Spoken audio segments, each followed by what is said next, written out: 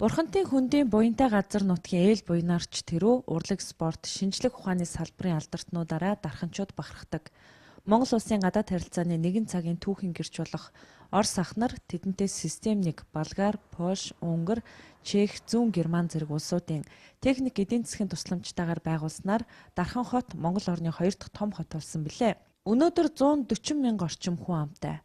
Дамжин өнгөрөгч болон жуулчдын тоогоор бараг 160 мянга холд авсан хүн ам өдөр тутамдаа амьдарч байна.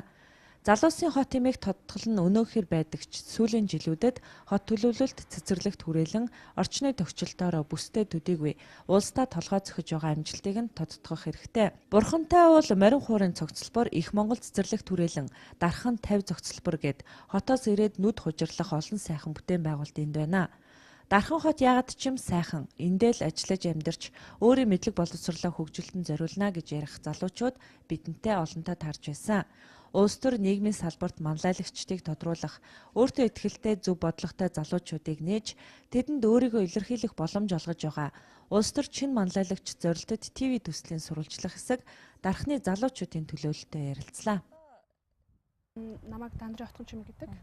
Би 2013 онд Дархан аймгийн Дархан дээд сургуулийн нийгмийн ажилтны мэргэжлэр суралцж төгссөн. За тэгээд суралцж авах хугацаанд 4-р курсээсээ эхлээд Дархан аймгийн Дархан өргөө политехник коллежид нийгмийн ажилтнаар ороод одоогоор 2 дахь жилдээ ажиллаж байгаа. Оюутан байхдаа шууд ажлын байртаа болсон гэсэн үг шүү дээ, тийм. Тэгэхээр бас өөрөө чинь итвэх ур чадвар бас харагдчихэв дээ. Ажлын байранда өөрийнхөө одоо өнөөдрийн байр суурьнд хэр сэтгэл хангалуун байна вэ? Ер нь сэтгэл хангалуун байдаг шин. Яг өөрөөр сонирхсан мэргэжлэрээ мэргэжлээ эзэмшээд тэгээд мэргэжлэрээ ажиллаж байгаа болохоор. Дархан хотод орж ирэхэд өнгө цус үнэхээр сайхан байна. Зууны дэлгэр цаг тэгээд ер нь цаанаа Дарханд бол томилтоор ажиллахаар ирэхэд ер нь их сайхан байдаг л та. Дарханд ер нь амьдрах гоё юу? Гоё шүү. Ер нь залуусын хот гэдэг утгаараа залуучууд аявих байдаг.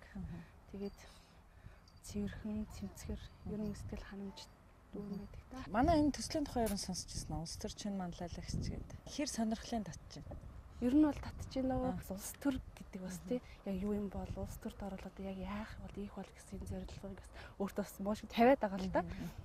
Тэгээд их анхаарал татсаад хүмүүсийн хувьд яг нэг хүлээж авахтаа бас л яг л улс төрчл гэж л хараад байх шиг байна л да. Энэ төслөөрөө нийгмийн ерөөсө бүх салбарт байгаа. Залуу хүн болох өөрөө өмнөө ямар зорилго тавьж байгаа нь дээрэс нь улс орныхоо төлөө юу хийж чадах юм. Одоо өөрийнх нь дотор байгаа эерэг бодол нь тэр бүхэнд ямар дэм тусалцаа хүргэж ямар оролцоо нэмж чадах юм гэдэг тэр бодолтой залуучуудыг л боломж гаргая гэж байгаа. Тэгэхээр таны хувьд бол энийг бас боломж гэж хараасаа биднээс бас өдөр дамжин маань хараад төслийн маань аль бие усны сайтаар ороод бүртгүүлээд өөрийнхөө үзэл бодол шин санааг нэмэрлсэн тийм эсэгээрээ оролцоорой гэж би таныг урьж байна. Би анх энэ штокийг үзээд бол маш надад сонирхолтой юм шиг санагдсан. Тэгээд ер нь яг оролцоод үзье гэж бодож байгаа залын хүний хувьд. Гэрийнхэнтэйгээ ингээд үзэл сууж явахд бол улс төр шинэ манлайлагч гэж энэ рекламыг үзэхэд бол яг хүмүүс хүлээж авч байгаанаас өөр л дээ тий. Өнөөдөр бол хүмүүс нөө улс төр гэхээр бас жоохон сөрөг бодолтой. Залуучууд магадгүй нөгөө нэг айгу тэр шүүмжлэл сэтгэлгээ илүү хөгжсөн жоохон сөрөг талаас нь нэлээ хардаг юм шиг байна. Тэгээд энэ төслийн зорилго тийм ээ цаад зорилго нь бол надад их таалагдсан. Өнөөдөр магадгүй тэр улс төр гэдгийг магадгүй нэг 76 он гэж төсөөлөх шүү дээ. Тэрний цаана бас ингээд чадвартай мундаг залуучууд олон байдаг. Тэр бүхнийг ингээд хөгжүүлээд ингээд гаргаж ирэх байгаа энэ санаа нь бол надад их таалагдж байгаа. Одоо бол дотроо нөгөө эссэн бодлоо эсэлдүүлэл явж байгаа бах тий. Тийм анх энэ эсэний сэдвийг сонсоод надад шийдэл байна гэл. За тэгэхээр одоо надад тий одоо ямар шин шийдэл байж болох вэ гэж бодоод тэгэл ер нь бол бас бодоол явж л байгаа. Хугацаа бол одоо байна. Одоо 9 сарын 9-ний 18 цагт бол бид нар эхний шатны бүртгэл буюу эхний одоо шатны эсээгээ хүлээж авч зэн байдлаар бүртгэж авах юм байгаа. Тэгээд бас яарвчлаарай. Залуучууд дотроо ийм бодолтой, мөрөөдөлтэй, зоригтой байна. Харин тэдэнд боломж хэрэгтэй байна. Тэд өөрсдийн хичээл зүтгэлээр өмнөө боломж гаргаж болно. Гэхдээ ямар замаар хэний тусалцаа дэмжлэгтэйгээр хэрэгцээтэй мэдлэг чадварыг олж авах, хэн болж төлөвшөх вэ гэдэгт цаг хугацаа нэлээд зарцуулагдана. Тэгвэл бүхний хэмжүүр болдог үн цэнтэй цаг хугацааг нь хэмнэж, хамгийн гол нь залуучуудын итгэвч зүтгэлийг нь түшиглэн, цэвэр өрсөлдөөний талбарыг нь гаргаж, тэдэнд боломж олгоё гэсэн энэхүү төсөлд маань нэлээд ач холбогдол өгч байна. Харин залуусаа хэр дэмждгийг нь Ахмад дуудаас ч сонирхсан юм.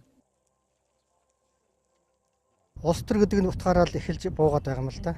Гэхдээ Миний бодоор бол улс төр гэхээсээ илүү залуучуудыг одоо ажилтаа болгох, залуу хүмүүсийг одоо энэ улс орны ирээдүйн төлөө сэтгэл зовдөг тийм евро чиглэл рүү хүмүүсийг оруулах явдыг л одоо түлхүү хийж өгөөсэй л гэж би одоосоо бодож байна. Зах зээл гэж одоо ингэж яриад байгаа мөртлөөсөө одоо энэ залуучуудынхаа одоо энэ боловсрал одоо энэ цаашид одоо ирээдүйдээ итгэх итгэлийг яаж бий болгох вэ гэдэг асуудал хамгийн чухал гэж би одоо өмсөндөө бодож явдаг л та. Та яг зүгээр залуучууд гэхээсээ илүүтэй яг үр хүүхдийнхаа үгийг ер нь хэр сонсдог юм бэ? Сонсдоггүй яг хөө. Тэгээ сонсно. Энэ бол одоо бидний үе бас нэгэн одоо хоцорсон байна. Тий, одоо шинэ үе залуучууд одоо энэ гар утас гэдэг юмнаас жишээ аваад үзэхэд л одоо энэ гар утас одоо ингээд гар утсаараа бүхэл одоо мэдээллийг авдаг, тэр л нөгөө телевиз янз бүрийн одоо мэдээллийг бүгдийг нэг дороос юу яадаг ийм байдалд орлоо шүү дээ. Тэгэхээр чинь одоо юунтай уялдуулаад энэ залуучуудын чинь одоо мэддэг чадвар нь бол тэр хэмжээндээ өсөж байгаа гэж би бодож байгаа юм. Тэгэхээр зэрэг бидний одоо нөгөө баримталж байсан бодлого янз бүрийн үзэл бодол бол одоо үндсэндээ бас үеэ өнгөрөөж байгаа юм болов. Тий. Тэрний учраас залуучуудынхаа шинэ үеийг одоо сонсох хэрэгтэй. Залуучуудынхаа шинээр сэтгэж бодож байгаа юмнууд юу улс орны хатлаа юу хийж, юу хиймээр байна уу гэдгийг одоо бас сонсож тэднийг одоо тэр одоо шинэ одоо тэр чиглэл рүүгээ төлөхөж өгөх боломж юу байна уу гэдгийг л олж харах хэрэгтэй байна л да. Өнгөрснөө үгүйсгдэггүй, хойч үеэ басамжилдаггүй зарчим аливаа улс орны хөгжилд үлзийтэй. Тиймээс ч яг өнөөдөр шинээр сэтгэж бодит байдлыг өөр нүдээр харж хөгжилд хувь нэмрээ оруулж чадах залуучуудаа боломж олгосон улс төр шинэ манлайлагч төслийн бүртгэл эд явагдаж байгаа энэ үед бид орон нутгийн залуучуудтайгаа инхүү ярилцаж санаа бодлыг нь сонссон юм а. Оролцох хэсгээ шийдэж ядаж байсан бол бидэнтэй уулзаад төслийн талаар санаа бодлоо солилцсон өөрийгөө сориод нэг үзнэ гэсэн шийдэлтэй үлдлээ.